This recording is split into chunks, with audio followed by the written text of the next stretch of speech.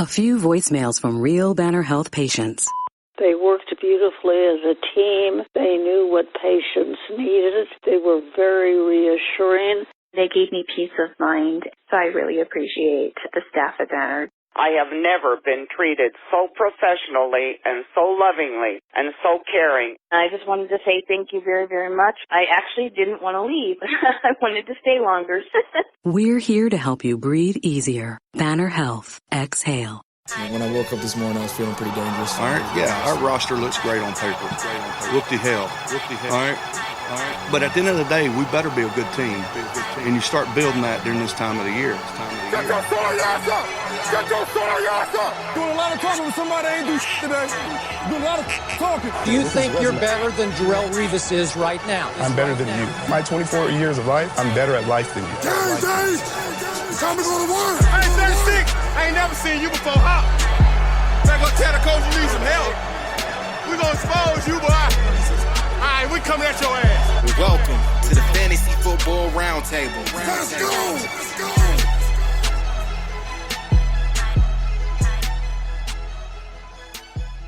What's going on, ladies and gentlemen? Welcome to another episode of the Fantasy Football Roundtable Podcast, proud members of the Full-Time Fantasy Podcast Network. You can find them at FTFPodNet on Twitter. You can find me at SportsFanaticMB on Twitter. You can find my co-host for the day, Mr. Matthew Fox, at Nighthawk7734 on Twitter. We're just one of a ton of great podcasts associated with this network, some of which are Jim Day of FF Champs, Corey Parsons and Dr. Roto from SiriusXM Radio, Bob Lung of the award-winning Fantasy Football Consistency Guide, Dwayne McFarland, Blake Sullivan, and a ton of great others. You can find all of us on FullTimeFantasy.com, your one-stop shop for all your fantasy news, advice, and strategies. We are also excited at the Roundtable to be partnering with ExpandTheBoxScore.com. You can find them at XTBoxScore on Twitter. They have baseball stats, football stats, basketball stats, but most importantly, for me at least, college football stats. Some of the stats that are the best in the industry. College football stats are the hardest to find. They have just beyond amazing stats here, guys. I can't, my mind is so blown I can't even speak right because they're so good. But they go into everything. It's really a great way to look at college prospects. We are getting to that time in the year where if you're out of it, you need to start looking at prospects, looking at what they've done, dominator rating, how often they're used on third down, red zone, how often they get first downs. It's just ridiculous how in-depth these stats go. Just $15 a year to get access to their website, which is not only one of the best deals in the industry, but because they're partnering with us, if you use our code ROUNDTABLE, you get 10% off of that. So the best deal in the industry just got better. Again, use our code ROUNDTABLE. You get some of the best stats in the industry. Even if you don't want to use it for college football like I do, you can use it for the NFL, baseball, and basketball. For today's podcast, Matt is here. He's waiting. We're about to get him in here. We're going to talk about the last 4 games of Week 12, the 2 afternoon games, the late night Sunday game, and the Monday night football game, and then we will preview all of the games on Thanksgiving.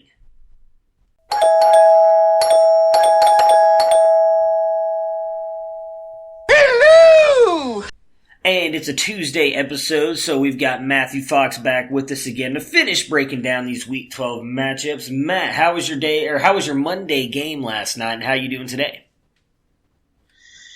Well, it wasn't much of a game last night. Today I'm just happy to be inside and not trying to fly anywhere. We've been having snowpocalypse, and they have something like 500 flights canceled out of Denver today, so it's been very exciting. Yeah, we were just talking off air. My dad had sent me a link of some stuff going on there, and I do not envy you one bit. I would imagine I would be hopefully doing the same thing and sitting inside all day, because it does look pretty miserable there. I'm lucky in where I live that it's the worst it's gotten today is like right around 62 degrees, so it's not too bad for me. Looking forward to a nice Thanksgiving weekend. We're just a couple days away. I imagine most everybody is off for Thanksgiving and getting ready to enjoy, as I said yesterday, I think it's going to be some craptastic Thanksgiving football. I'm interested to jump into those games. We'll obviously preview those today, me and you. Usually, obviously, we do that. I do that with Dennis, but since those games are happening on Thursday, me and you are going to talk about those. We're going to jump in and do those right after we finish breaking down the remaining 4 games of Week 12. Prepare for glory!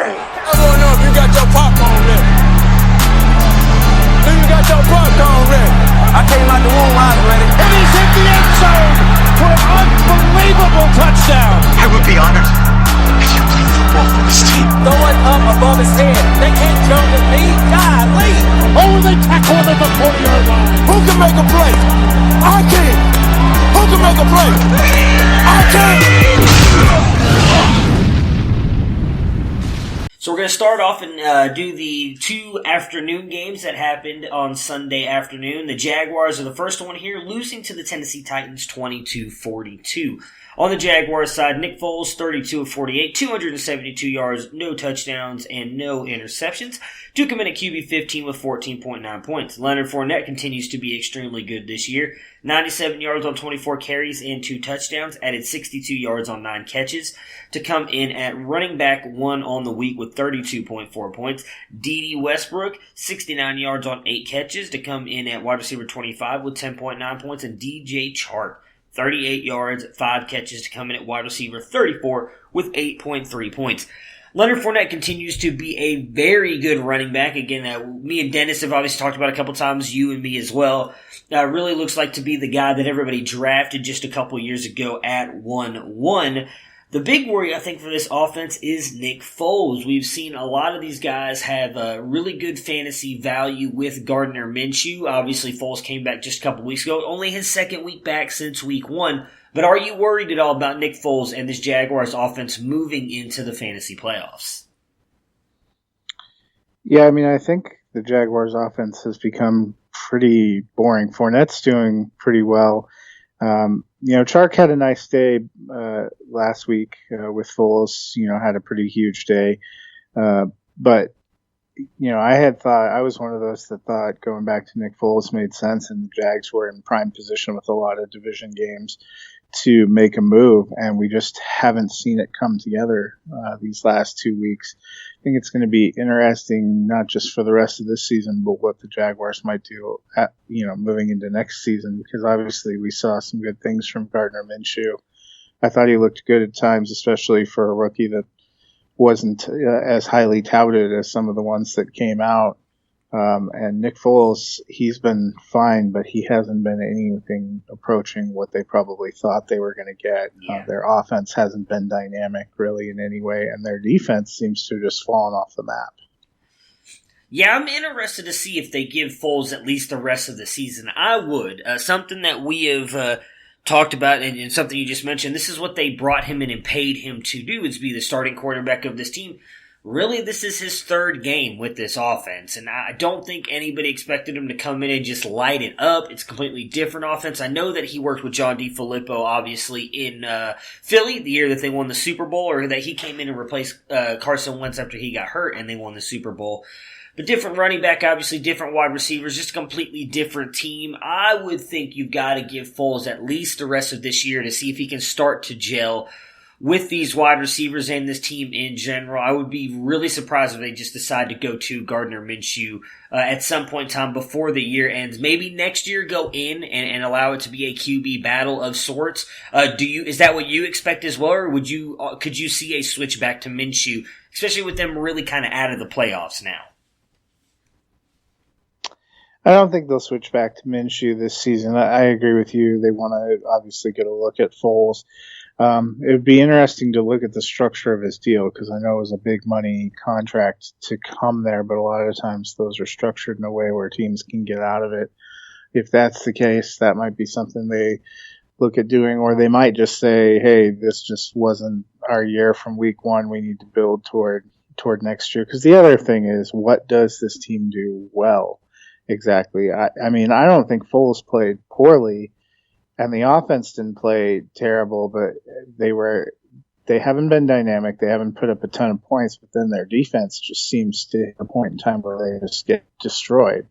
That 28 points in the third quarter kind of put it away, and then you switch to a mode where you're just kind of chucking it. I'll be curious to see what they do with the receivers too. Obviously, Chris Conley was a guy they put money into in free agency. He's finally kind of back healthy. We're seeing him out there getting targets. Chark is obviously developing. Westbrook, there was a lot of talk in the offseason that Foles and Westbrook really had a lot of chemistry. We thought they were going to come together. Westbrook's been banged up a little bit this year, but now here together, you're seeing some good things. 9 targets. He caught 8 of them for 69.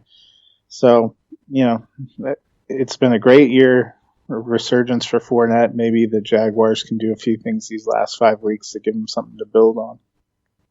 Yeah, so asking you shall receive on Nick Foles' contract. I would imagine probably the earliest they can get out is 2021. They do have a potential out that year. It would come in as a just a cap or a dead cap hit of $12 million, which is not that bad really for a quarterback. Again, depends on what the rest of your roster kind of looks like at that point. But obviously next year it's a $33 million cap hit, so you're not getting out from him next year, even if you do like what I said.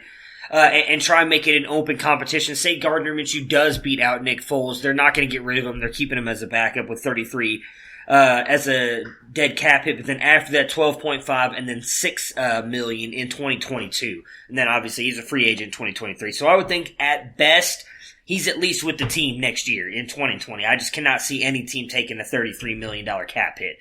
So we know he'll at least be there next year. Yeah, that'll be way too high. On the Titans side, they're also dealing with a little bit, or not really, it doesn't seem like a QB controversy anymore. Ryan Tannehill has another good game with the Titans. Finishes his QB2 on the week with 34.4 points in this one. I doubt that the Titans stick with him as their franchise quarterback, but he's, I guess, making it a conversation.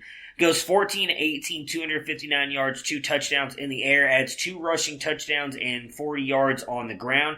A.J. Brown is the wide receiver of note and the only receiving option that does anything. 4 catches, 135 yards, and 1 touchdown. To come in at wide receiver 6 with 21.5 points. And Derrick Henry just continues to flip you and me the bird on every single run this season. 159 yards, 19 carries, 2 touchdowns. Just seems to go off every time he plays the Jacksonville Jaguars. Coming in at RB3 on the week with 29 points. I mean, me and you have we've openly stated, Dennis as well. I'm sure we'll talk about this some with Dennis on the Friday episode, that we have just not been believers in Derrick Henry. We have talked about, obviously, volume is king in fantasy, and he's definitely getting that, so he's probably an RB2 all season, but none of us were that high on him talent-wise. He has just continued to produce and has obviously another huge game here. He's going to finish, has a chance to actually finish as an RB1 this year, which is insane to me. That being said, is he the only player on this offense you can trust moving into the fantasy playoffs? Yeah, and Derrick Henry really took it to another level. I don't know if you saw, he just has that giant arm tattoo now that says "Suck it, Matt." I did actually. I was worried that they were going to ask him about it in the post game interviews. They did it, which is good. I feel like that saves our credibility on the podcast for at least one more week until more people catch on to that. But back to the real question, I think Tannehill actually is somebody in 2QB and Superflex leagues that I like. He is 4-1 as a starter. He has 11 touchdown passes to only, I believe, 2 interceptions and 3 rushing TDs in that stretch. As much as it's hard for me to believe, he seems like he's been not only good for the Titans, but is actually starting to be good for as an asset in fantasy. He's not been good at creating a receiver that you can feel good about. Yeah. I want to like A.J. Brown. I think he is probably the most explosive of that group, but it's still just too hard. 5 targets isn't a huge volume. He has 1 for 65 and a touchdown that really gooses his numbers. If you pull that out, he's got 3 catches for 60, 70 yards. That's okay, not great.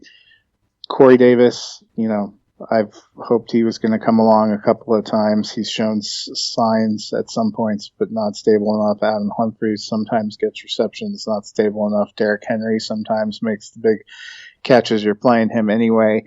Tight end doesn't really seem, we had a lot of hopes for Jonnu Smith, and he's gotten quite a bit of chances to try to audition with Delaney Walker out of the lineup. We just haven't seen anything. Dion Lewis is not really producing anything close to what he was for the Patriots, so you're coming into the fantasy playoffs. Derrick Henry's reliable. Ryan Tannehill has shown himself as a player in fantasy to be reliable. But that's about it, especially when you're in this crucial period and you don't have bye weeks. Yeah, definitely on the Tannehill thing, I am with you. If you're in a super flex league, I actually think he's been really good. Obviously, the production he's giving you with his legs and rushing touchdowns is a huge boost at the quarterback position. Derrick Henry, I mean, there's nothing else to say. The dude has obviously proved me wrong. I thought he'd be a back-end RB2. He's easily going to be one of the best RB2s, and like I said, he has a chance, if he continues playing the way he has, to be an RB1 this year. It's been an insane year. I'm with you as well on A.J. Brown. Oh, go ahead.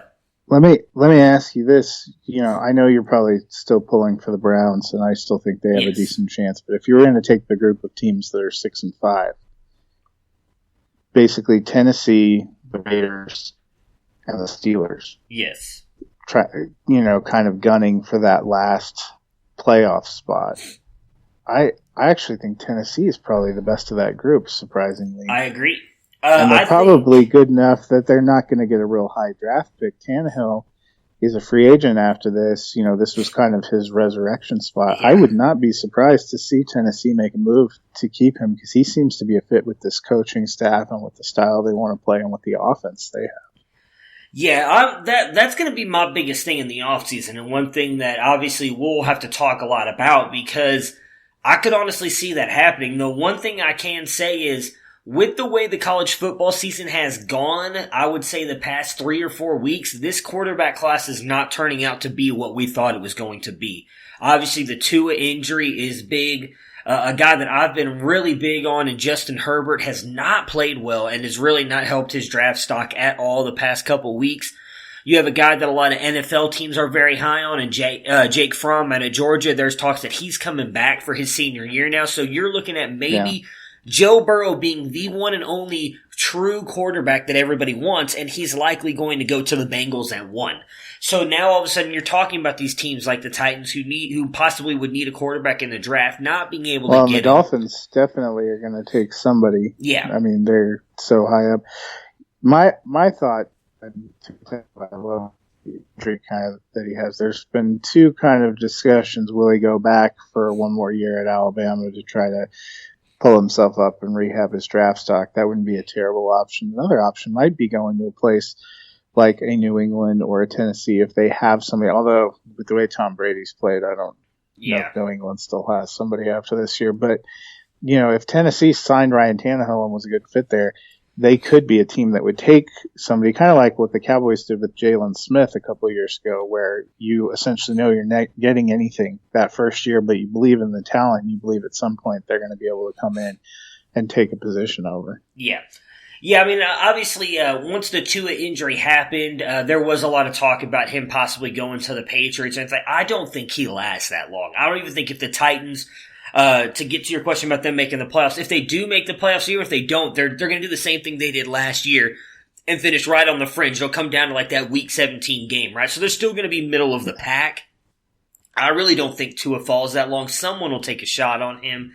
But I'm with you. They really do have a shot to make it. Now, the one thing that worries me about the Titans is they are so run heavy, and I think that's just the way that Mike Vrabel is. I do think he kind of comes from that Bill Belichick tree in play defense, run the ball. Colts, Raiders are both winnable games, but then Texans, Saints, Texans. I could see them beating the Texans maybe once. I don't think they beat the Saints, and something we talked about yesterday. And all those NFC teams are probably going to be in it to the last week, so I don't see the Saints sitting any players because they're going to need to win that game. Yeah. So obviously they have a couple winnable games there, but the Colts is not, the Colts isn't a for sure win for the Titans. I could easily see the Colts winning that game. They're in the playoff hunt as well. They've got a better record right now. Yeah, they're the 6-5 team we forgot. Yeah. Yeah, so I mean, they've got a bunch of really tight matchups here moving forward. I mean, they have obviously the next couple of weeks projected, and Indy is being given 2.5 right now against the Titans, and then it's an even split right now against the Raiders the week after. So Titans definitely control their own destiny, but I'm worried about them making it. They do have a shot, though. I think Titans and Colts play this week, which is a really big one. I think whoever doesn't win that game probably has killed their best hope at playoffs. Same way with the Raiders are kind of now in a must-win game in Kansas City. after kind of wasting an opportunity with the Jets. Because I still think Cleveland's got a good chance to come back into that 9-win range. 9 wins probably takes the last spot in the AFC. Yeah. Yeah, I think so. You just got a 3 or 4 more if you have a 5 or a 6 win team. The biggest thing I think that hurts the Browns, and this is what I'm honestly afraid is going to happen, is they obviously have a chance to win out, but realistically, when you look at their schedule, they can lose 1 game the rest of the way, which is possible. They can easily beat everybody. You look at their schedule, and the 1 game they have left is Baltimore. Can they beat Baltimore again? With Baltimore, the run they've been on, obviously we're going to talk about them today, has just been red hot. It is funny to me that everybody seems to forget the Browns did beat Baltimore. Everybody talks about nobody could stop Lamar Jackson. Well, the Browns actually did stop Lamar Jackson back in week 4, but they honestly do look like a completely different team right now. What worries me... Especially defensively. Yes. I think that Marcus Peters trade not only shored up the back end, it changed their whole sense of confidence, which I'm sure we'll get to. Yeah. Oh, yeah. But can we reflect for a minute? Yeah. People were so hyped going into this week that it was the first time this deep in the season that all the primetime games featured winning teams. It was going to be all these incredible matchups. Yeah. Plus, we had this great late window afternoon game of Cowboys-Patriots. And I don't want to say they were all duds. Cowboys-Patriots was close and was kind of a seesaw battle, but it was a little touch boring to watch. The Thursday night games were always a little hit or miss, but that Sunday night and Monday night game were not good. Yeah. Yeah, I mean, we talked about it a little bit yesterday, obviously previewing because we were going to talk about them today. That really, in my opinion, neither one of the afternoon games, the Sunday night game, were all horrible. We were hoping the Monday night game last night was going to be good. And it was the worst of them all. Yep. Yeah, I agree with you. But that also, I think, in a way, speaks to just how good Baltimore is right now and what they did. And how bad the Rams have just unspooled. We'll get to them in a minute just to finish off the last part on the AFC. What I was going to say was what worries me is that the Browns and Titans will end up with the same record. And then, of course, because of the beatdown they put on the Browns in week 1, they would get the tiebreaker and get that last spot. So that is the one thing that worries me. I honestly think if the Browns want to make the playoffs, they're going to have to win out. I think they have to get to 10-6. That's the only way I see them getting in, because I could see them going 9-7 with Tennessee. And then again, as I said, because Tennessee has that tiebreaker, they're not in. And I do think, to me, the best 4 teams I think that have that shot are all playing each other this weekend. And you just said the Colts and the Titans, I agree.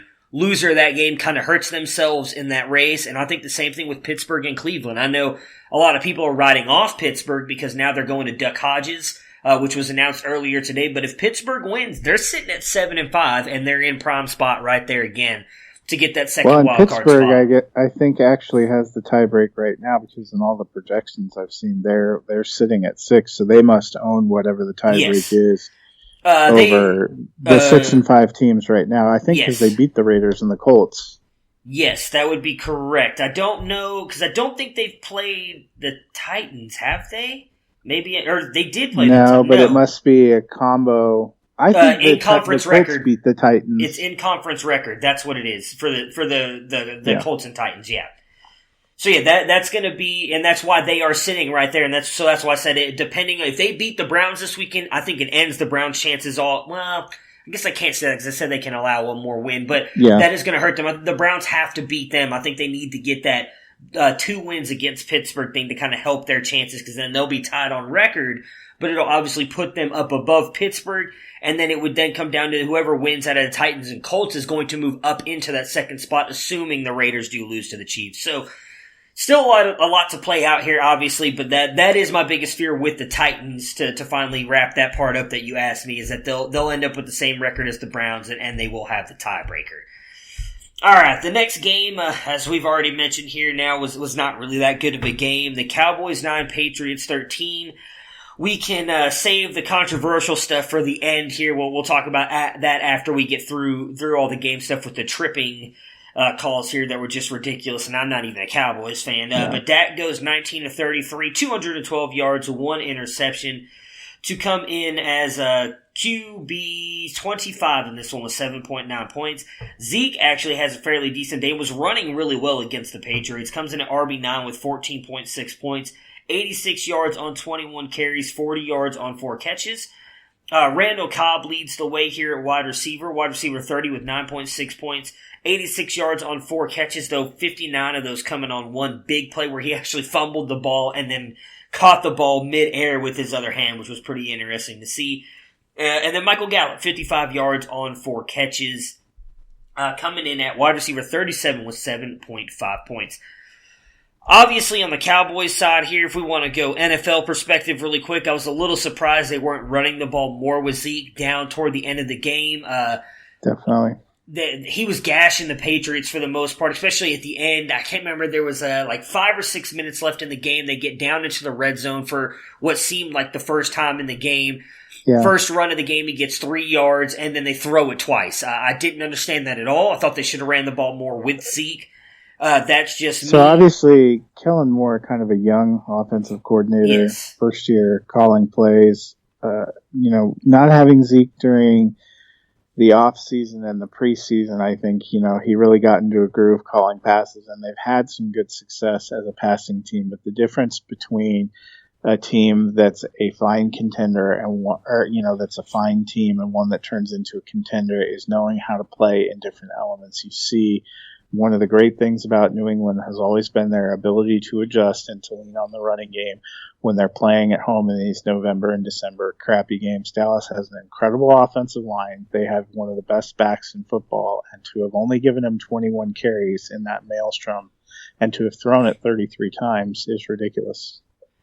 Yeah, I'm with you. And speaking of throwing the ball too, Amari Cooper. Now, we've talked about this for a couple weeks now, and not a bash Amari Cooper way, but he had definitely a tougher schedule coming up the next couple weeks. Obviously, not a good game last week. Gets completely shut out in this one again. Stephon Gilmore, one of, you could argue, the best cornerback in the NFL. So maybe not expected 0 points out of him, but you did not expect a big game. The issue with that is he actually has, I can't even say 3 tough matchups out of what we saw out of the Rams last night, because that would be the third matchup, but at least 2 tough matchups coming up. This week on Thursday night, which we'll talk about more today, and Tre'Davious White with the Bills, obviously a very good cornerback, and then the Chicago Bears the week after that. So I don't want to dive too much into the Bills part of it, because we'll talk more about that when we get to previewing the Cowboys-Bills game. But are you trusting Cooper moving forward the next couple weeks, because they do have the Rams that third week? You would imagine there'll be Jalen Ramsey on him. Obviously, you're probably playing him because he has that big playability, but where are you thinking, and what are your thoughts on Cooper with the next 3 weeks, which could really be elimination games for you in fantasy-wise with the next 3 games? Yeah, I think he's more of a wide receiver, too. They do go back home. Dallas plays better on Thanksgiving Day usually than other teams, because, it's a big kind of tradition and thing. The Bears don't really scare me. I know they have a decent team and they're good at creating pressure, but they haven't been incredible lockdown in the secondary.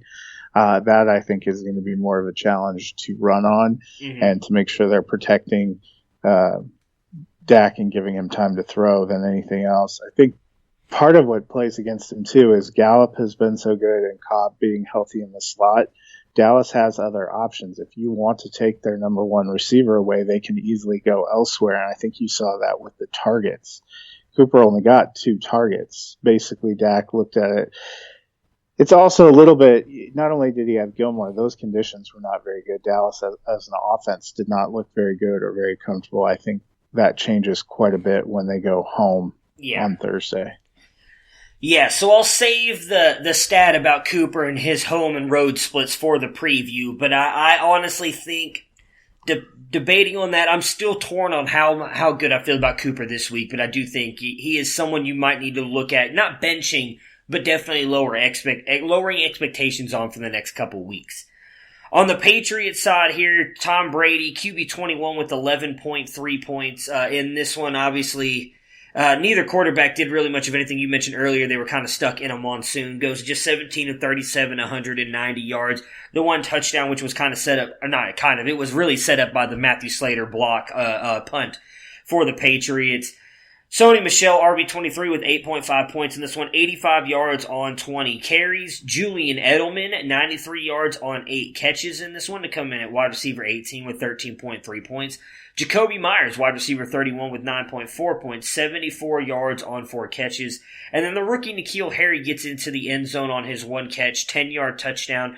Wide receiver 38 with 7.5 points, so congratulations to him getting his first NFL touchdown, a player that a lot of people were very high on coming out of the draft this year. Anyone outside of Edelman, though, that you're trusting moving forward into Week 13 and the fantasy playoffs? Sorry, I was a little slow coming back. I was just finishing putting James White's picture on a milk carton to send out to people. The answer is no. Tom Brady, the last few years we've seen him be good and have a lot of fantasy value at the beginning of a season and really fade down the stretch. He wasn't even producing high fantasy value at the beginning. I think we're starting to see the fading down the stretch. They are all beat up in terms of receivers too.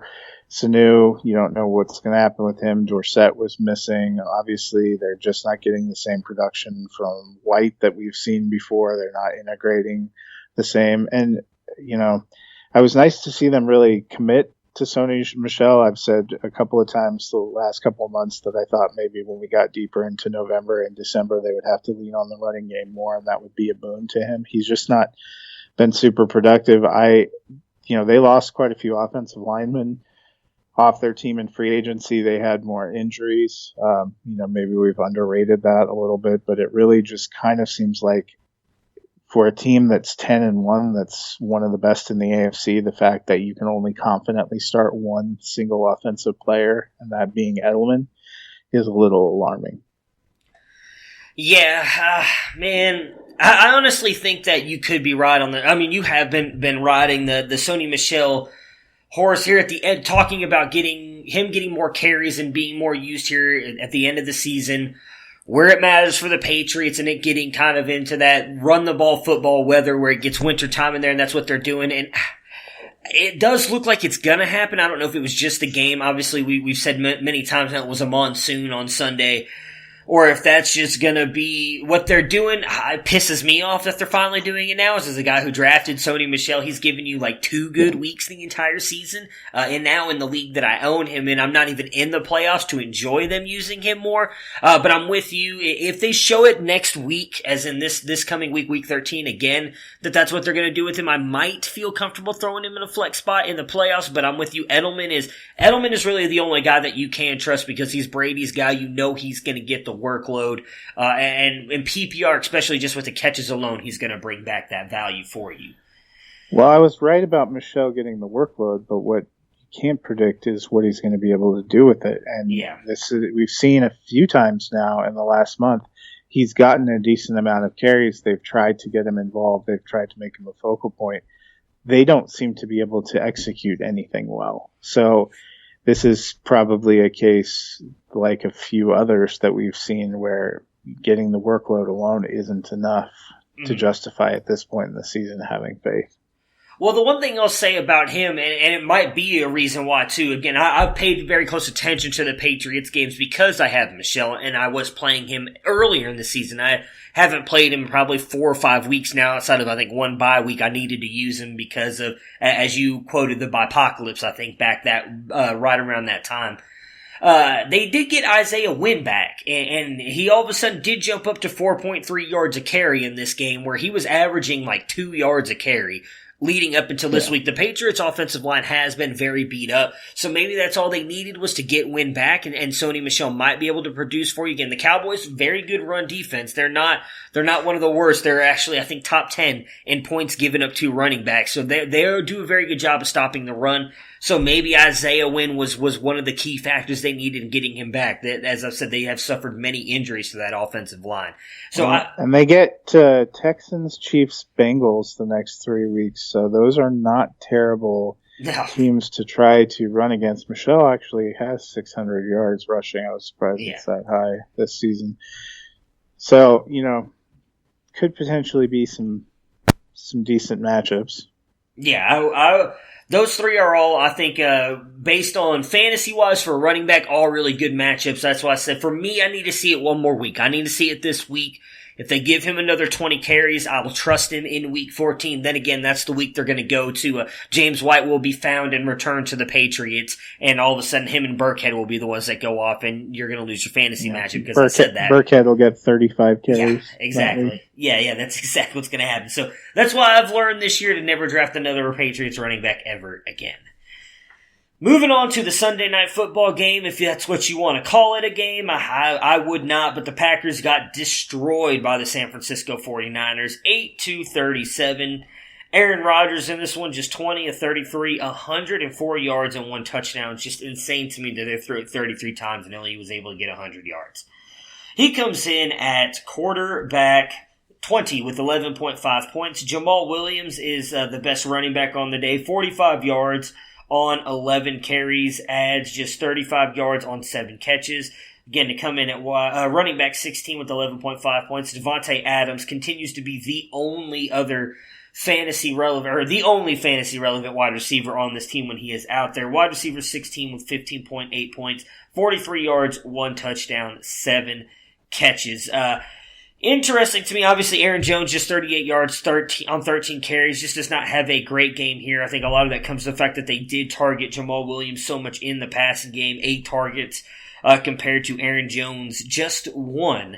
I mean, what is your take of this Packers offense? Are we just thinking bad game against a really good 49ers defense? Or for me, I don't think you can sit Aaron Jones, but the only player I really trust every single week moving forward for me is Devontae Adams. Yeah, it's not been a great season for Aaron Rodgers either. A lot of people, have considered him a set it and forget it QB1. We haven't really seen that consistently this year, and Aaron Jones has to be one of the most frustrating players to own and start because sometimes he's getting everything funneled his way and he looks incredible. And I watched a lot of the pregame for this because I love watching Football Night in America and seeing all the highlights. They're interviewing him, talking about how his own team thinks he should be an NFL MVP candidate, and then you see the way he's used in this crucial game. It's like, wait, what? Sometimes he just disappears, and all of a sudden it's like all Jamal Williams in the passing game and in the rushing game, and I don't know if it's because they got behind or something was going on or that they didn't like the looks on defense, but that makes it really hard, especially as we're coming into these crucial weeks. You have a guy like Jones, you can't possibly sit him because you've seen him go out there and put up 4 touchdowns or catch 150 yards worth of passes and a couple of touchdowns. But you also can't feel confident that he's even going to return a 10-point game. He it seems like he's either 40 points or 4 points and nothing in between. Yeah, I mean, at this point, I feel like you have to play him. I shouldn't say you have to play him, because actually I think Aaron Jones was probably drafted in like the 4th round by most people, but he has obviously that boom potential, so you're probably throwing him in, but at this point, I don't think you can trust him. He's obviously slid off compared to what we saw at the beginning of the season where he was sitting right up there. I think when we did our regression episode and we talked about players that we thought might regress. I know Aaron Jones was mine. I want to say that was right around week 7 or 8. It would have been right in the middle of the season for us. Yeah. So he definitely seems to be sliding back. I would think it has something to do with how quickly they just got down, because they've always seemed to use Jamal Williams more in the receiving game than Aaron Jones. So maybe if they get up, that'll change and Aaron Jones will get a bulk of the carries. I was trying to pull up their schedule. Well, the only nice thing is they're at the Giants and they're home for the Redskins, so those are a couple of real softies.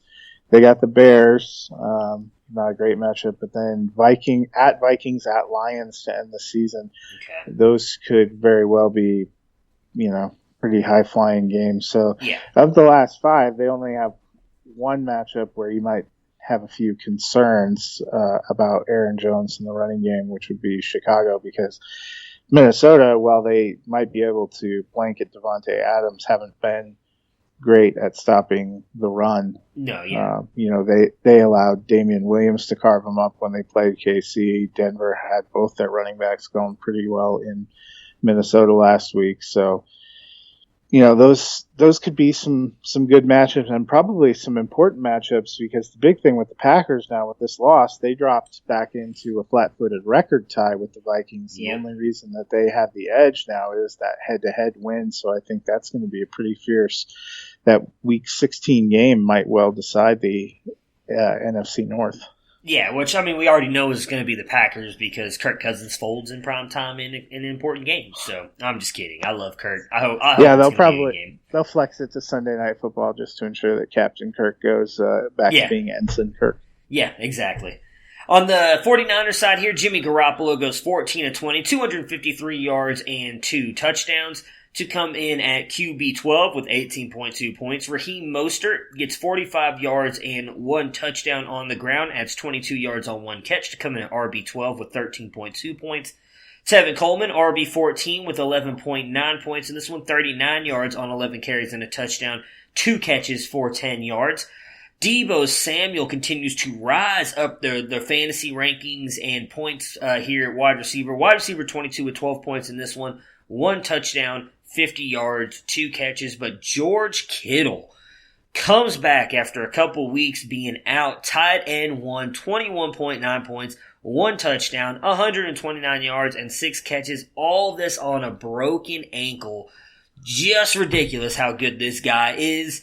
You're playing Kittle every week. I don't really know what you're doing at the running back position. It's one of the teams I avoid because of just the way that they use this rotation. You had Jeff Wilson in there as well. If you want to touch on what you think to do with the running backs, by all means, that is all yours. What I want to ask about is Deebo Samuel really has been really hot here the past couple weeks. As he moved into flex territory, are you willing to throw him in your flex spot with this would be in week 13 and then moving into the fantasy playoffs?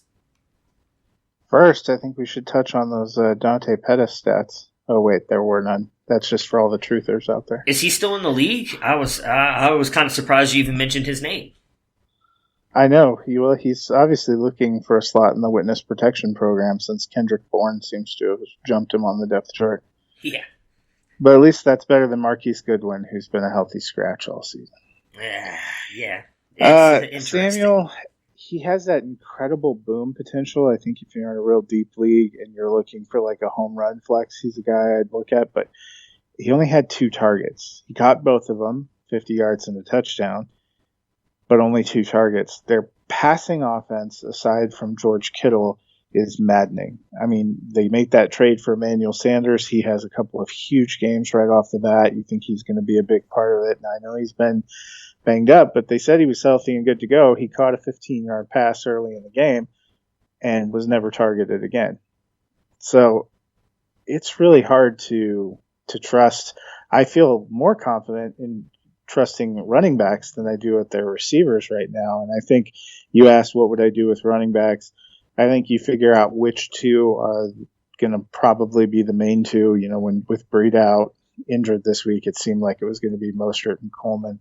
You could play either of them as a flex option, but that's basically all they are because you can't guarantee consistent enough work. But they're so productive as a rushing offense, and they're so productive as an offense in general.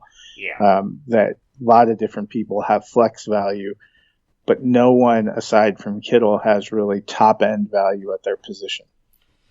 Yeah, I'm with you, and I'm hoping Kittle continues to be good the rest of the season. That offense just looks completely different with him out there. Not just, obviously, the passing game and what he can do, but he helps out the run game so much more as well. That they definitely looked better running the ball with him out there, and I hope he continues to ball out because I have him in some of the few leagues that I was actually able to make it into the playoffs, so I'm hoping that I can ride him moving forward. On to the last game here of Week 12, the Ravens destroying the Los Angeles Rams 45-6. So, Lamar Jackson continues his MVP candidacy run, and I think honestly kind of easily moved himself into the number 1 spot of the MVP race right now. 15-20, 169 yards and 5 touchdowns through the air. Does get 95 yards on the ground to come in at QB1 on the week with 36.3 points. Mark Ingram, RB4 on the week with 24.3 points, 111 yards, 1 touchdown on 15 carries. Marquise Hollywood Brown has a big game here. 42 yards, 5 catches, and 2 touchdowns. Coming in at wide receiver 9 with 18.7 points. Willie Snead, wide receiver 17 with 14.4 points. 14 yards, 2 touchdowns, 2 catches. And then Mark Andrews, tight end 14 on the week with 5.5 points. 45 yards on 2 catches. I mean, just an absolute destruction of the Los Angeles Rams here, which in fairness to them, they're not necessarily known for their defense, much more for the offense here. But I don't think any of us were expecting this. With that being said, Hollywood Brown, is he trustworthy now for your playoff run, or is it just Lamar Jackson and Mark Ingram? I want to forget about Mark Andrews. Mark Andrews. Yeah. Yeah, and I think our punishment for consistently doubting him is that at some point we're going to have just like a 45-minute Lamar Jackson appreciation podcast where we all write poems about him, right? No, I'll be sick that day. I'll let you guys handle that one.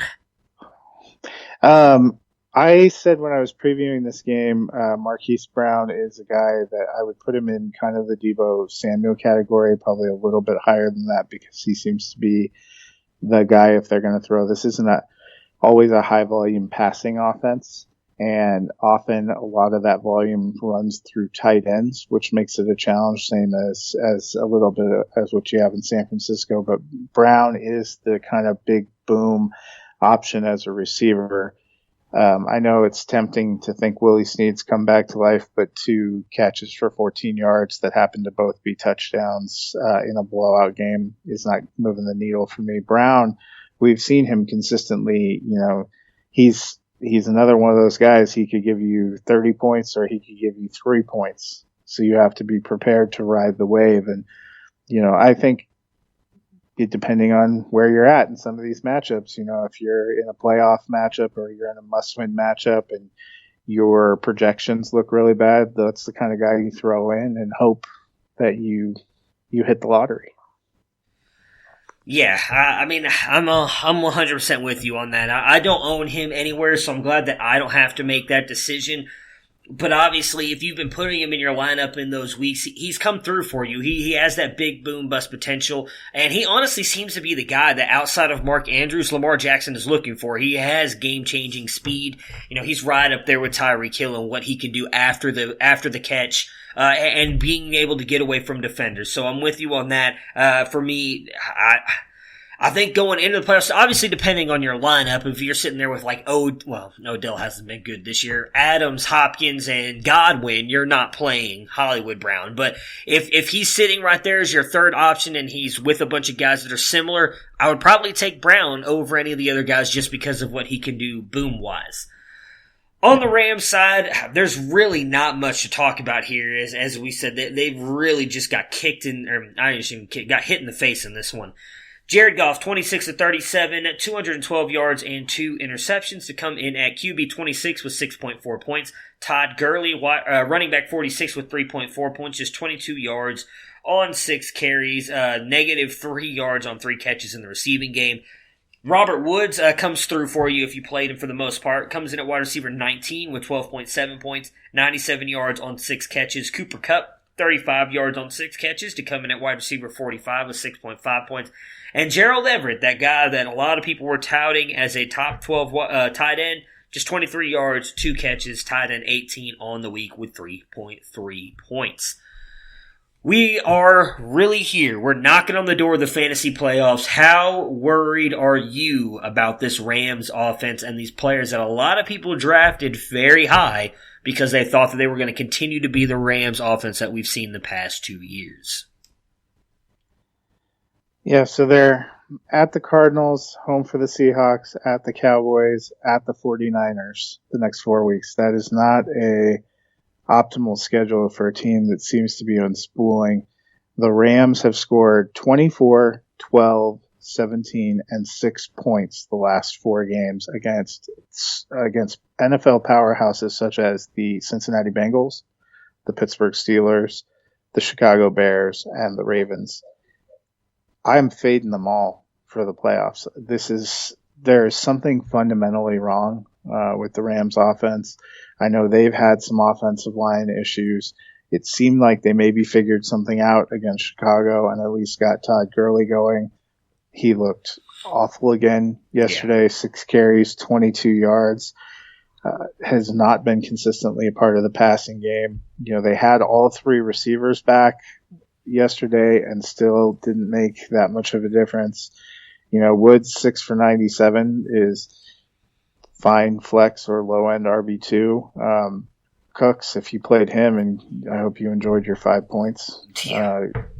Cup gets you 8 points. There's nothing reliable about this offense anymore.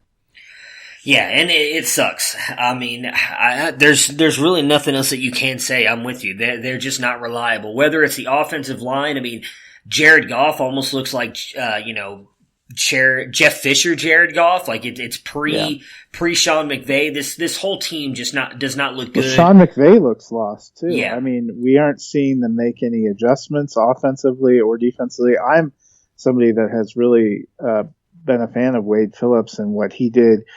Think about the defense that he gave Denver those last few Peyton Manning years that really helped propel them to Super Bowl. They've made personnel changes. They've spent a lot of money. I mean, you're talking about a defense with Aaron Donald and Jalen Ramsey that looks like it fundamentally doesn't exist. Well, the one thing I'll say about them is they just I don't think have a lot of help around them. I don't think outside of those two, any of those other defensive players are that good, and they've really hurt themselves too in a lot of the trades that they've made because they've given away so much draft capital over the next couple of years. They're really going to have to hit on their late round picks to kind of improve this team. Well, and with the way that they've spent money and really spent huge amounts of money to lock up people at the top, they've become the NFL version of that stars and scrubs mentality, and it served them well last year and the year before where they really rode the wave and got in there. But, Seattle has consistently been good. San Francisco's been building for a while. I actually think the Cardinals have not had great luck, but they've been growing into it. I think I wouldn't be surprised to see the Cardinals stick it to the Rams this week. And we could potentially be seeing a situation based on the last 5 weeks of the season where the script flips and the Rams finish last in their division. Yeah, I wouldn't doubt it. I mean, the one thing I can say on this is I got this right when we did our division preview stuff. I said the Rams were not going to make the playoffs. I had both Seattle and San Francisco in. Now I still have a chance to be right on this. I did have San Francisco winning the division, so I thought Seattle would sneak in as a wild card because they just somehow, some way, always seem to be good enough to get in under Pete Carroll. Those were the two teams that I believed in. I thought this was finally going to be the year. Now, I did not think it was going to be the offense. I honestly thought it would be the defense that caused the Rams to lose a lot of games, but it is this offense. And you mentioned that Sean McVay looks lost. Yeah, well, you could say it's both, but I mean, I think it's fair to say that their defense has not. I'm not trying to say anything bad about Wade Phillips because I do think he's one of the best defensive coordinators in the league. But I think what he's been able to do with the defense the past couple of years was more not allow teams to go crazy, obviously like the Baltimore Ravens did. They would limit teams to like 17 to 20 points, and because that offense was just so good, they were consistently putting up 30 plus. Well, all of a sudden that gets into now the teams have to throw to get back in the game, right? And then that, I think it was what allowed Wade Phillips to be as good as he was, because all of a sudden it's like, all right, I'm going to let Aaron Donald go, and I'm going to let Ndamukong Suh last year just go get after the quarterback and trust my secondary, which wasn't bad with the guys of Aqib Talib and Marcus Peters the last 2 years. Give them enough time. They have only had 4 games where they allowed a team to score 27 or more points this season. This season? Okay. But the offense hasn't kept up. They won 30-27 against the Panthers week 1, and that was one of their high water mark. They lost that 55-40 siege to the Bucks. They lost 30-29 to Seattle, and they gave up 45 against the Ravens. But several of these losses and even these wins have been very, very close. The offense has not been consistent, in my opinion. Yeah. All season.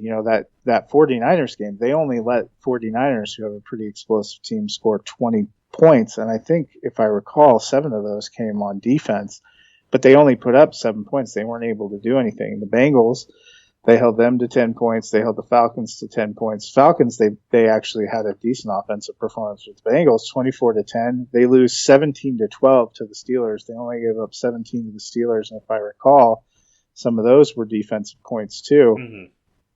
I mean, their defense hasn't been great, and obviously they've had a couple of epic collapses last night. They look like they didn't exist, but their offense is doing them no favors either. Yeah. And sometimes if you leave your defense hung out to dry for that long, some terrible things happen. Yeah.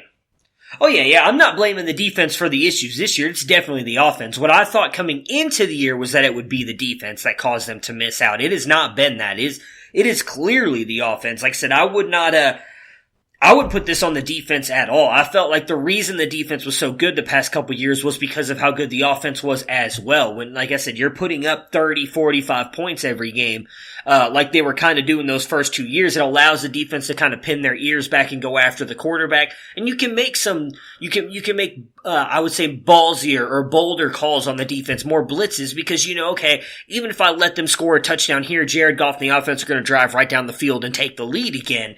Where this year, Wade Phillips and that defense can't do that. They have to try and almost keep the team to like only scoring a touchdown because of how bad the offense has been. So I'm with you. I think going in, I don't think they're going to make the playoffs. So you likely are now coming down I to. think they're out. Yeah, you're coming into now. You're going into with the offseason. Minnesota being 8-3 and Seattle being 9-2 in the same division. I think the Rams are too far back. Yeah. Oh yeah. If they were in the NFC East, they might still win the division. But. Yeah.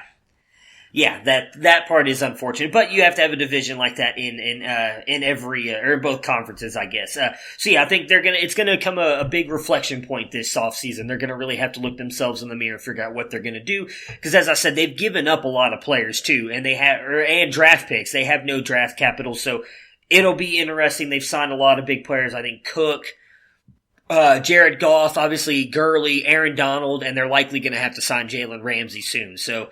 A lot of money is going to be tied up in just a handful of players, so it'll be interesting to see what they do moving forward. That is the last game for Week 12. Now we're going to jump in and do the 3 games that we will see here on Thanksgiving night to kick off Week 13. We eating all day, bro. I'm hitting you every time. Every time you come this way, I'm going to hit you. I'm not going to be able to do that. You don't want no problems, bro. You are my boy. I'm a man. It's about to get ugly. I want to score. Yeah. You only talk so much. It's time to do now. Now just a good old-fashioned rear-end whipping. To the house, baby. I'm in a league of my own. They ain't ready for me. Are you tired? Are you tired? Let's go. Good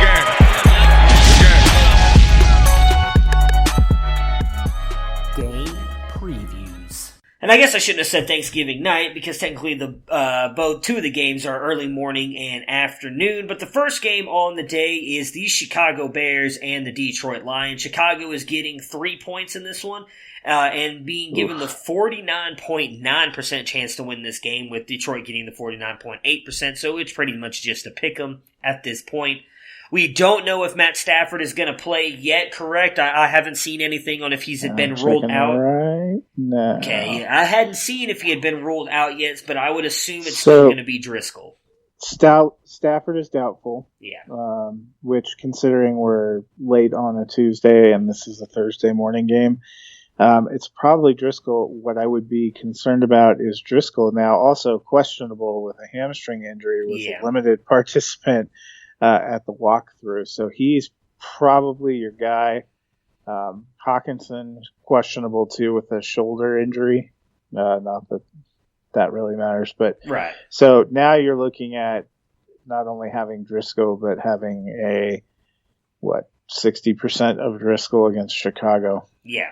Yeah, and if he ends up not playing, you're going with David Blau. So I'm not really that sold on that. The Bears defense, so we always talk about... Is it too late to sign Colin Kaepernick for 1 week? It probably is, yes. I would think so. I know that they did apparently try and sign Josh Johnson. I don't know if you heard about this. Yeah, and the XFL blocked him. Yeah, and the XFL blocked him. Yeah, I saw they were talking Johnson about that. Feels about that. Well... Hey, you could be in the NFL. You might be starting Thanksgiving Day. Oh, wait, just kidding. You'll be in the Pro Wrestling Football League. It's interesting because I get their point behind it. So there was a big discussion about this morning because when it happened, a lot of people were like, oh, well, that's so messed up because for those of you who remember the AAF, you could go right to an NFL team from the AAF. They're like, if the NFL wants to sign you, good for you, go be in the NFL. That's obviously the big brother of all the leagues. That's where everybody wants to be. With the XFL, the reason they didn't do it is because they said that every team had a list of quarterbacks that they wanted. I think it was like 3 quarterbacks. And they got to pick which one they wanted, and I can't remember what team. I know he plays for the Los Angeles team. I can't remember what they're called. The Wildcats, I think is what it is. Yeah. That was who they wanted, and so they blocked him from going, even though he would be done with the NFL season because the XFL kicks off the week after the Super Bowl. I highly doubt the Lions were making it to the Super Bowl. They're not even going to make the playoffs. But their whole point was they didn't want anything bad to happen to Josh Johnson because they are paying him one of the higher salaries in the XFL, and that was one of the quarterbacks that team wanted. So I kind of get it. They did say that this won't happen in the future, but because this is the inaugural league year here and everything, and they were trying to have everything set up for every team to create parity, I kind of get it. I'm not going to hate too much on the XFL for doing it, but it was obviously a weird story. You were not expecting to see that happen for Josh Johnson. Again, I think he's making $500,000 to play in the XFL, so I don't think he really has much to complain about. I'd take $500,000 any day of the week, so I think he'll be fine in the long run. But going back to it, so obviously we do our preview shows. We always talk about points against. So the Bears' points against the running backs, 17th in the league, 31st against the wide receivers. So they are not allowing anything for wide receivers, which I think hurts this team even more. Because you just talked about Jeff Driscoll being hurt and there possibly being a chance that David Blau plays. So let's go with the running back first here, though. Middle of the road matchup here for running backs. You trust in Bo Scarborough in a Week 13 matchup against the Bears? Absolutely not. Yeah, I'm with you. I was wanting to see if you were going to go a different way, but I'm with you. I honestly don't think you can trust anybody in this matchup. The big question then is going to go to Galladay and Jones, because you likely don't have many wide receivers better than Galladay, so you're likely plugging him in your lineup, but what are you expecting? I think out of those two, you probably can expect more out of Galladay, but I don't think you can expect more than a wide receiver 3 day out of him going up against a really good secondary. Yeah, that was going to be my call. Is he's probably a wide receiver 3. It really, yeah, you can't sit him, but it's not a good matchup. Yeah, a lot of quarterback questions. The only thing that gives me a modicum of hope, and I actually still think if you have Marvin Jones, depending on your options, you're probably playing him because, as we've talked about the last couple of weeks, he's been double-digit targets with. Yeah. Driscoll had 12 last week.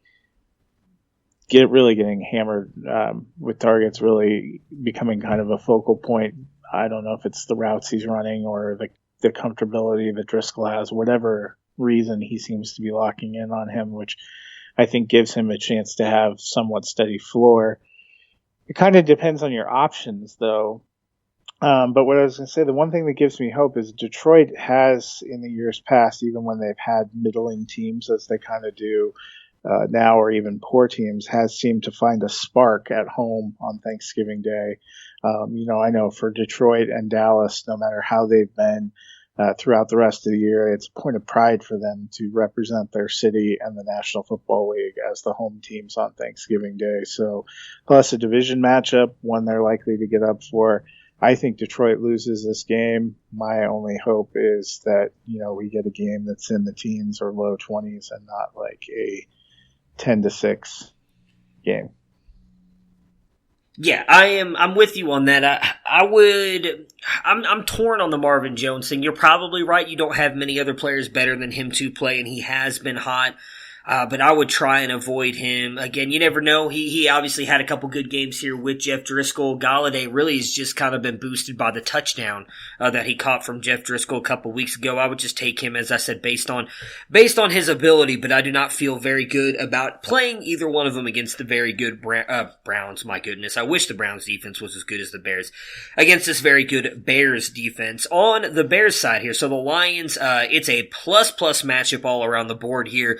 giving up the second most points to the running backs and 12th most to the wide receivers. So they are beatable in the running game and through the air.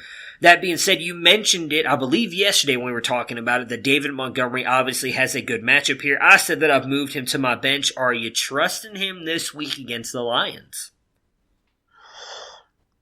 I think it depends on your options, probably. My guess is if you had David Montgomery somewhere you've been rolling this season, having found a different RB2 because you haven't really felt comfortable playing him, I don't think it's a terrible matchup. We've seen teams be able to run and have success against the Lions, and so while Allen Robinson's the guy I'm playing, Taylor Gabriel looks like he's possibly going to be out with a concussion. Adam Shaheen is also questionable, so they're missing some other pieces in the passing game. That makes me think, maybe they can run more. And if Montgomery can get it off, and could be a way to control, I think this is going to be so. Depending on the options you had, especially in deeper leagues, he might be a guy I'm considering playing. Who is the player you consider playing you cut out right as you said the name? Montgomery, gotcha. Okay, yeah, you said you Montgomery. You were talking and then it cut out for 1 second and we missed the name there. So Montgomery, gotcha. I'm with you. I talked about it a while back when I can't remember who it was they were playing. They had a plus matchup, and I said, fire him in there. He's going to have a breakout week that week, and he did. I'm playing him this week. I own him in a couple leagues. I'm firing him in as my running back, too. I think he's going to have a good game here against the Detroit Lions. The Bears are not technically out of the playoff race, even though they kind of are, but they're still going to keep playing like they're in it. I think that they're going to try and play good defense, run the ball here to get past Detroit, and I'm with you. You mentioned Allen Robinson, a solid play this week. I agree with you. Even in bad matchups, he has proven to be the one player on the Bears you can play every single week. I think he has a good game here as well. Who are you picking to win this one? The Detroit Lions or the Chicago Bears? Picking the Bears. As am I. Next up, we've got the afternoon game, which is between the Dallas Cowboys and the Buffalo Bills. Buffalo coming into Dallas here as every visiting team does here on Thanksgiving. Dallas is being given 6.5 points and the 78% chance to win this, which is a little bit surprising to me because I think this game could be a lot closer than that is predicting the Bills a good team, and the Cowboys have actually yet to beat a winning team this year. On the Cowboys side here, the Bills, 14th most points against the running backs, 30th most against the wide receivers. So they are just like the Bears. They are beatable on the ground, but they have a phenomenal secondary. So I imagine Zeke is in for another good game this week. He's going to be the guy we play. But what about Amari Cooper? We talked a little bit about him earlier, kind of lowering expectations on him. So I said I was going to bring up a stat here that might help you want to play him. Amari Cooper splits home and road. At home, he is averaging 27.3 points a game in 5 games, and on the road, 8.4 points in 6 games. So even though Tre'Davious White, phenomenal cover corner, one of the best in the leagues, the stats show, and that now you mentioned earlier the Cowboys always play better at home, so does Amari Cooper. So with that being said, are you thinking he's going to have a really good game here? Or you still think, based on how good Tre'Davious White has been, because we can also be honest, they have not played a defense like this at home all year, that Amari Cooper is still in for, I don't want to say a bad game, but not a wide receiver 1 game? Yeah, I don't think I'm rolling into this game counting on him being a wide receiver 1, but low end wide receiver 2. I also think Michael Gallup could have some wide receiver 3 appeal. He's very talented, and they're not going to be able to lock them both down. I actually think Dallas will do fairly well. The real question that you always have with Zeke, even after last week, is how much are they going to commit to the run? It seems like their philosophy has shifted a ton this year, and I think it's a good matchup for him. They probably should feed him and get him going, but it seems like they're really in love with trying to sling the ball. Yeah, as someone who owns Zeke in quite a couple leagues, I hate that is their method this year, but I do agree with you. I still think Zeke is good to go. I'd actually say that I think Gallup has a chance to have a really good week this week. I don't think that the corners on the other side of Tre'Davious White are that good. I think White is, for the most part, going to lock down Cooper. I don't expect him to get shut out like he did last week. I still think he probably gets you close to double-digit points, I think, just based on catches and yards. I don't think he scores. If he scores, he's going to come through for you. But I think Cooper has a decent day here. I think Gallup could actually have a big game. I want to say big game. I'm not saying 100 yards and like 2 touchdowns. But I could see Gallup being the best wide receiver out of these two because I think he gets the better matchup. On the Bills side here, the Cowboys, very good defense. 19th points against running backs, 28th against the wide receivers. So they much like the Bills, are beatable on the ground somewhat, definitely not through the air. We trust in Singletary this week. I mean, again, 19th, you're lower than the back half. You're almost in the top 10 of defenses against the run here. Singletary obviously had a good week last week, his first game over 100 yards, but this is a much different Dallas defense, and that's with not even knowing if Leighton Vander Esch is going to be in there. I don't believe he's supposed to play, but if he does, that just makes... he's questionable. Yeah, that makes that defense even better. So what are your thoughts about Singletary going into a tough matchup here on Thursday night? I'm still playing Josh Allen. I'm still playing Singletary. They faced a tough rushing front and tough secondary last week and were able to move the ball and do pretty well. I think Singletary's coming on. I think their line's coming on.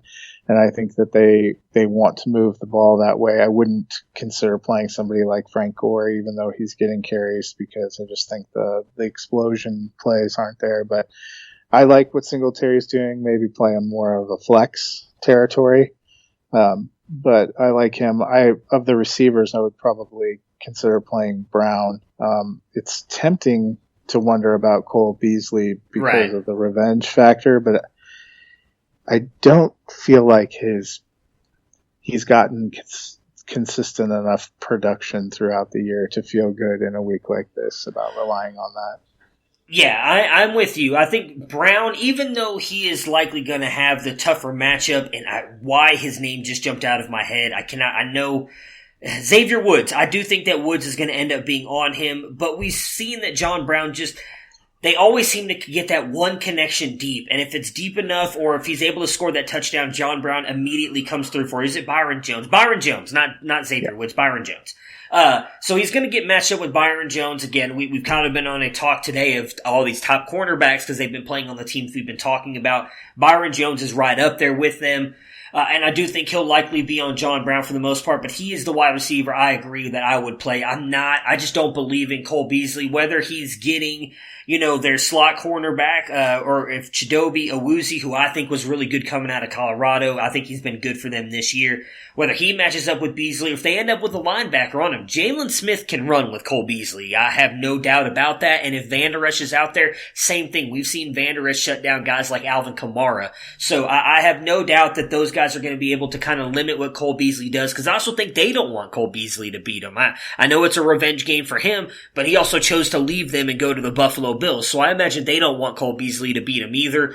So I do think it's a John Brown game. I'm with you on Singletary. I don't think he has a huge game, but I do think he's good enough to be a flex player. Josh Allen, because he's probably going to get you a rushing touchdown, is going to be good to go here. Who are you picking to win this game, the Cowboys or the Bills?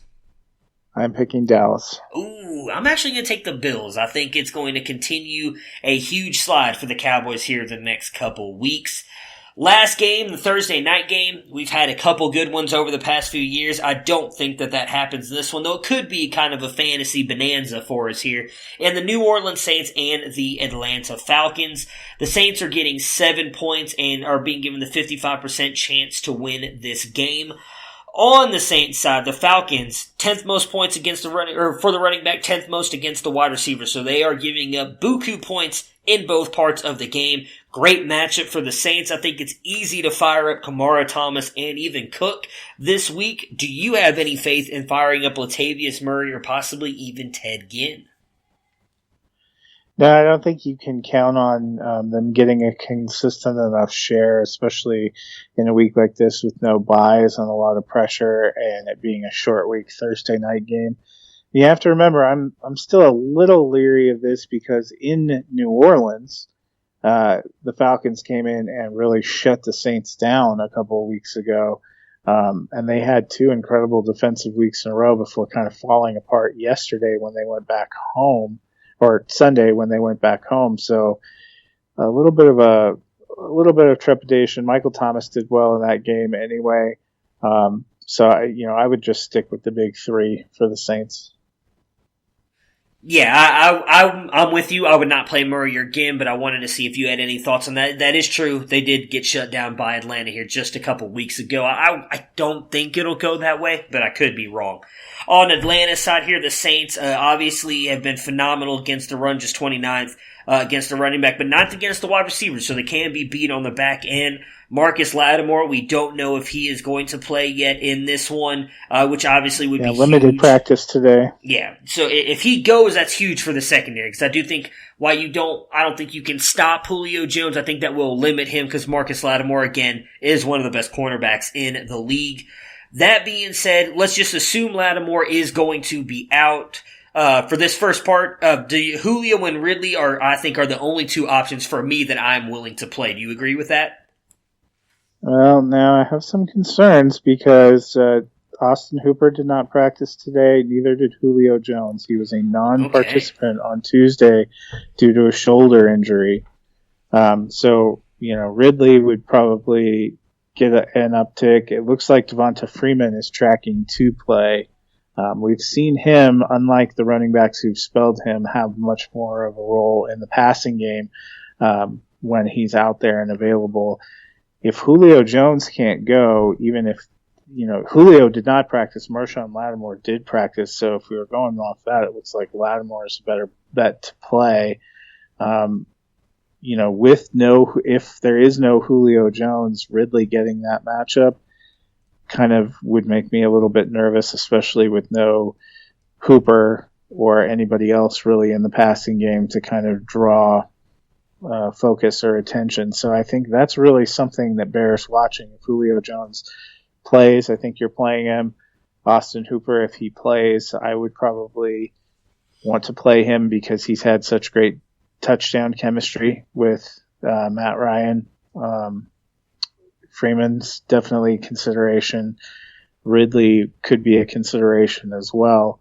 But I think really going to have to watch for this game a lot of the practice reports tomorrow and going into the day on Thursday. I know a lot of people probably were hoping to set their lineups for Thanksgiving Day on Wednesday morning so they didn't have to think about it. But I would monitor Julio Jones' status. Yeah, that is something we're definitely. I guess the good thing for that is that they play late Thursday night, so chances are you'll have a chance to know earlier in the day and you can move him out. Obviously, we've got all the games Sunday, and the Monday night game, so you can plan accordingly for that, which is definitely something to watch. What about this running attack? I mean, we kind of talked a little bit about it the other day. I would imagine your thoughts haven't changed on it. Mine haven't. You can't trust anybody, whether it's Devonta Freeman coming back, Brian Hill. You're not playing anybody there. It's just these receiving options in this one. I would consider playing Freeman because he's had the passing numbers to kind of help put him into flex range. None of the people behind him, they're not doing a lot on the ground. So it's not, so if you're relying solely on rushing, which is kind of what we're getting for a Quadri Allison or a Brian Hill, you're just hoping they fall into the end zone. That, I don't have a good feeling about. Devonta Freeman, though, we've seen him, especially the last few games he played before he went out, he'd have 5, 6, 8 catches in a PPR league. That can help put you into flex or low-end running back 2 range. Gotcha. Okay. I don't know if I'd have the balls to do it, but not a bad call at all. You could be completely right on that. Who are you picking to win this one, the Atlanta Falcons or the New Orleans Saints? I'm picking the Saints. As am I. All right, so that will do it for today's podcast. I appreciate you joining me. breaking down the rest of these games and previewing the Thanksgiving games. I will be back on Friday to preview the rest of Week 13. Matt, have yourself a happy Thanksgiving, and I will talk to you again next week. Yep, sounds good. Let's hope the only turkey we get on Thursday is the one served to us on a plate. Yeah, I have a feeling that's not going to happen, though. Prepare for glory! I want to know if you got your popcorn ready. Do you got your popcorn ready? I came out the womb, I was ready. And he's hit the end zone for an unbelievable touchdown. I would be honored if you played football for this team. Throw it up above his head. They can't jump with me. Golly. Over the tackle at the 40-yard line. Who can make a play? I can. Who can make a play? I can.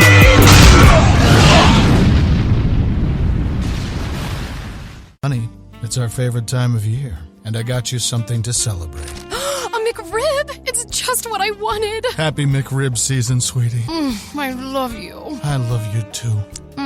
Actually, I was talking to my McRib. Oh, okay, well, I'll leave you two alone. Celebrate McRib season with McDonald's. Enjoy the deliciously saucy McRib, only for a limited time and only at McDonald's. At participating McDonald's. Time to order dinner. I should see what the kids want too. Ordering Whataburger online. What you want? Double meat with cheese. Cool. With grilled jalapenos. Okay, and lots of add-ons from everyone. Oh my goodness. Good thing you can order online and save favorites for next time. Good thing there's Whataburger.